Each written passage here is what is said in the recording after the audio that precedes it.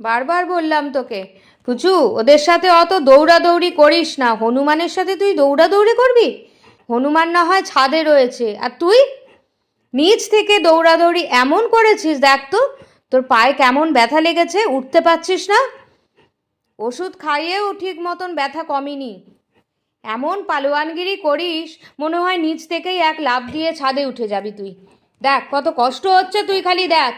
নিচে নামবি না, আমি নামিয়ে দেব। কত কষ্ট হচ্ছে খালি দেখ তুই।